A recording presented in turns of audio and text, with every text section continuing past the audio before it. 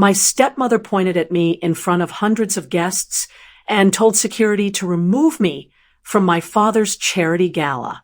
She smiled as they escorted me outside. 3 hours later, my phone lit up with 68 missed calls from the same people who had watched it happen. After my parents divorced, my father remarried within a year. His new wife, Victoria, never said she wanted me gone. She simply acted like I didn't belong.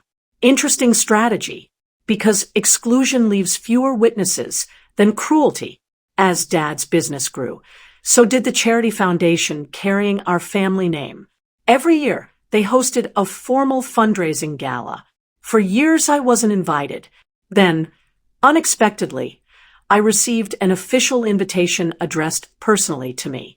No explanation, just a gold envelope with my name embossed across the front. I almost didn't go, but my younger cousin convinced me. Maybe your dad wants to fix things. Interesting thought. Hope has terrible timing. The ballroom was breathtaking. Crystal chandeliers, live orchestra, hundreds of donors. I had barely stepped inside when Victoria spotted me. Her smile disappeared instantly. She walked directly toward me. "You weren't supposed to come," she said quietly. I showed her the invitation. She barely glanced at it. Instead, she turned toward 2 security guards. "This man isn't welcome," she announced loudly. "He's trying to crash the event." Guests turned to stare. I looked toward my father across the room. He saw everything and said nothing. A security guard politely asked me to leave. I handed over my invitation without arguing. 5 minutes later, I was standing alone outside the hotel, wondering why someone had invited me at all. I drove home without looking back. Interesting thing about rejection. Eventually, it stops feeling surprising and starts feeling familiar. About an hour later, my phone buzzed. 1 missed call, then another, then 5 more. I ignored them all. By midnight, the screen showed 68 missed calls. My father, Victoria, my uncle, board members, even relatives who hadn't spoken to me in years. Something had happened. I finally answered my cousin's call. "You need to turn on the news," she said. My stomach tightened. What happened? The keynote speaker never showed up. I frowned. "So," she laughed nervously, "they weren't honoring him. They were honoring you." Silence. Apparently, my father had secretly arranged the evening to recognize the anonymous donor who had funded the foundation's largest expansion. Only a handful of board members knew the donor's identity. Everyone else believed it would remain a surprise until the presentation. That donor was me. 3 years earlier, after selling my cybersecurity company, I quietly donated nearly $30 million to expand children's mental health programs. I made one request. My name stayed private until the foundation was ready. Tonight was supposed to be that announcement. Victoria never knew. She saw me walk in and assumed I was an embarrassment to remove before the cameras arrived. When my father stepped onto the stage to introduce the donor, the presentation screen displayed my name. The ballroom went silent. Then someone realized security had already escorted me out. My cousin took a slow breath. You should have seen Victoria's face. And suddenly, every missed call made perfect sense. The next morning, my father came to my house. Alone. No assistance. No Victoria. Interesting, because apologies usually travel much lighter than pride. When I opened the door, he looked older than I remembered. He held the framed award that had been prepared for the gala. "I should have stopped them," he said quietly. I didn't argue, because he was right. He had watched security escort his own child out and chosen silence over confrontation. He handed me the plaque. "I wanted everyone to know what you did." I looked down at it. $30 million. Years of planning. One evening reduced to public humiliation. Dad rubbed his face. "Victoria didn't know." "No," I answered calmly. "But you did. Silence filled the doorway. Heavy. Honest. He closed his eyes for a moment. I failed you. Interesting sentence. Not because it erased the past, because it was the first time he had described his actions instead of explaining them away. I finally invited him inside, not because everything was fixed, some things aren't, but because healing sometimes begins the moment excuses end. Across the room, the award rested untouched on my coffee table. The recognition I had never asked for. The apology I had waited years to hear. And somehow, I realized the plaque mattered less than those 3 quiet words. I failed you. My father sat in my living room for nearly an hour. Neither of us spoke much. Some conversations spend years growing too heavy for ordinary words. Eventually, he looked around the house. Family photos covered one wall.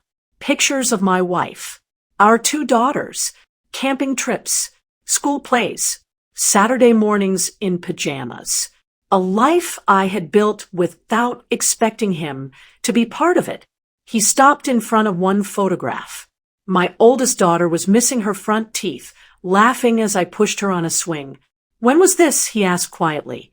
8 years ago. He nodded slowly. I wasn't there.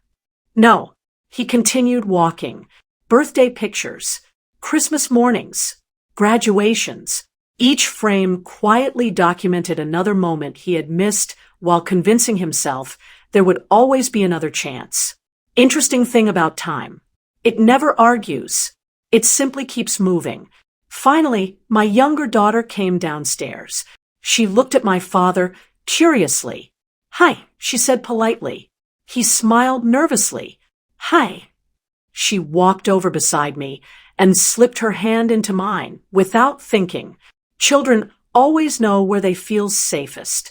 My father watched that simple gesture for several seconds. Then his eyes filled with tears. I don't even know them. The sentence landed softly between us. Not dramatic, just painfully true. I looked at my daughters. They know who stayed. He closed his eyes. For years, he had believed success could repair distance. That invitations, speeches, and awards would somehow replace birthdays, bedtime stories, scraped knees, and ordinary Tuesday afternoons. But love doesn't grow from grand gestures. It grows from repeated presence. He finally looked at me. I kept thinking I'd fix everything later. I smiled sadly. Later has terrible timing. Neither of us laughed, because both of us knew how many years that single word had quietly stolen. Before leaving, my father placed the award back on the coffee table. I don't think this belongs to the foundation anymore, he said. It belongs here. I walked him to the front door. The afternoon sun had started to set. Orange light stretched across the driveway. He hesitated before stepping outside. I don't expect forgiveness, he said quietly. I know, but I'd like a chance to know my grandchildren. I looked back through the doorway. My daughters were sitting together on the living room floor, building a puzzle, laughing, completely unaware that 2 generations were trying to rebuild something broken behind them. I can't promise what they'll choose, I answered honestly, but I won't make that choice for them. He nodded. That's fair. After he left, I stood at the window for a long time, watching his car disappear down the street. Not angry, not relieved, just thoughtful. Later that evening, my oldest daughter climbed onto the couch beside me. Who was that? She asked. My dad. She thought about that for a moment. Will he come back? Interesting question. Because children don't ask whether people deserve another chance. They ask whether they'll stay this time. I don't know, I admitted, but if he does, he'll have to keep showing up. She smiled and rested her head against my shoulder. That's what you always do. 3 simple words. Keep showing up. That was never written on the plaque from the gala. No foundation engraved it. No audience applauded it. Yet somehow it had become the most valuable lesson of my life. People remembered the night my stepmother had security remove me from a ballroom. They remembered the $30 million surprise, the standing ovation, the headlines. I remembered something different. A little girl taking my hand without hesitation because she had never once doubted I would be there. And in the end, I realized the greatest recognition I would ever receive wasn't announced from a stage. It was hearing my children grow up believing that love doesn't leave when things become inconvenient. It simply keeps showing up again and again and again. Don't miss out on the journey. Subscribe and let's grow, laugh, and learn together.